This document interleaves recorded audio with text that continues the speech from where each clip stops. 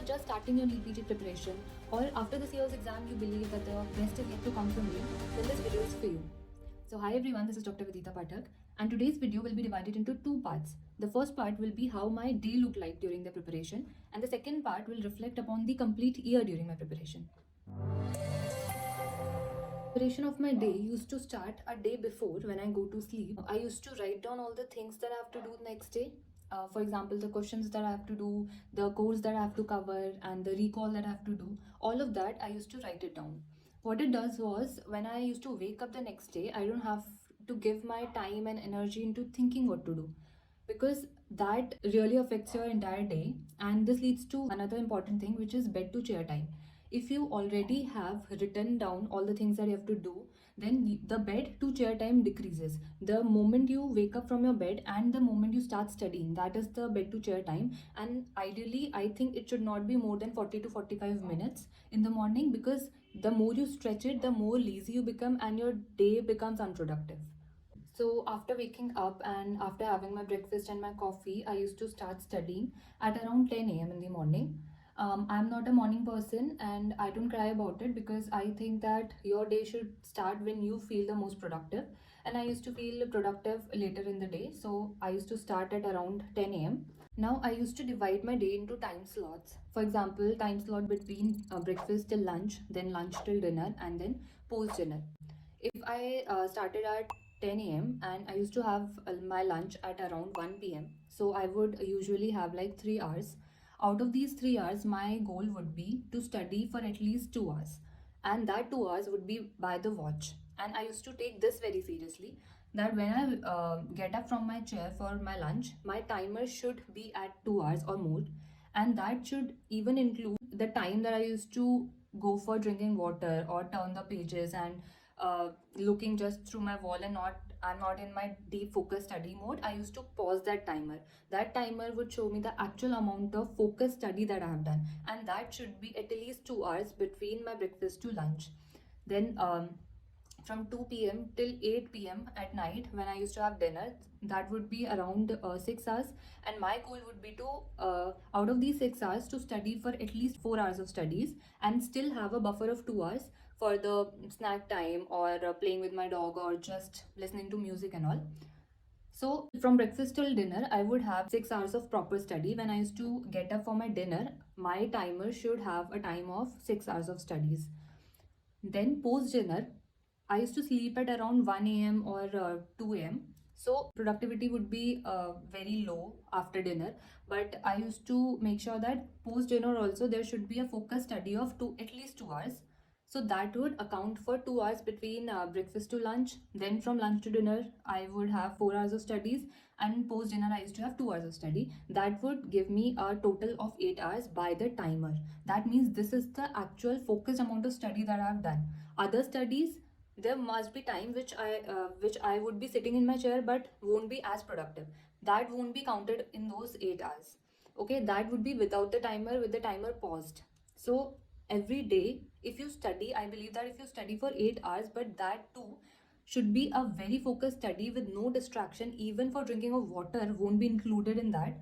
Every day if you do that, that will lead you somewhere. Along the course of time, in some months, you will feel confident that you're actually studying. And I used to start my day with solving custom modules, because I would be most productive at the start of my day. And during my first read, I used to do only PYQs and previous year topics in the custom modules, and I used to keep on adding the subjects that I've done in the modules during the passing days. And after my first read, I used to include all the tags of custom modules and do mixed bag kind of questions, so that I get exposure of as many types of questions as possible, at least 50, and slowly increase it to 100. But the most important thing about questions is reviewing them. So I used to take more time reviewing the questions than actually doing the questions. For example, if 50 questions would take approximately 50 minutes of my time in the morning, another 1 hour or 1.5 hours maybe would be gone to review them, mark them in my notes. If these are important, if these are previous year topics or questions, I used to mark them in the notes itself, so that, because previous year topics are very important. These are the baseline types of topics which you have to know, because if you don't know them, there are chances many people know it and they would score above you and you will lose your marks. So at least mark those PYQs and previous year topics which you cannot afford to get them wrong.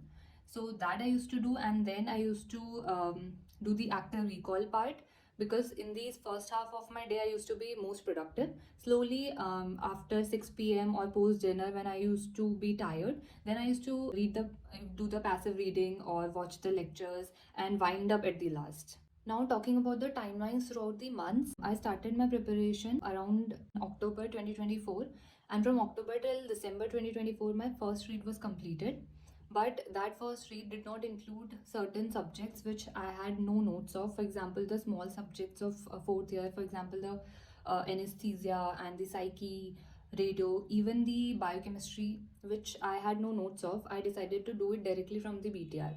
So from December, I started the BTR 2.0 schedule that was going on. I used to watch lectures passively when I used to go to sleep, before going to sleep and all. I used to watch lectures, and in morning I used to attend the ENDs of MAP. So when one cycle of BTR was completed, my notes were completely annotated and the ENDs were annotated in my BTR, and the active recall of few subjects were also done.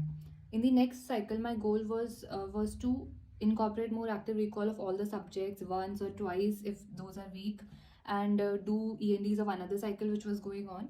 So when the two cycles of BTR was completed, I think till April, those two cycles were completed.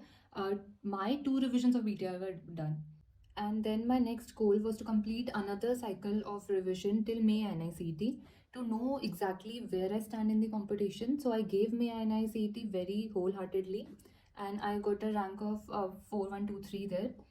And in the end of May, I also joined the 4-day offline GT program at Vidya Jeevan of Zainab Vora ma'am. And both of these, May and offline GT, they gave me a confidence boost that I am prepared for NEET PG. So all of this is too vast actually to cover in a single video, but subsequently I will make videos of how to proceed. I had total of 4 to 5 revisions till my NEET PG. More the number of revisions, more will be the confidence boost for your exam. So aim for more number of revisions till the end of your exam. So I think that's all that I want to share with you all today in this video. I will keep on making such videos on my insights and journeys as the exam will approach. Till then, study hard and enjoy the process. Thank you so much.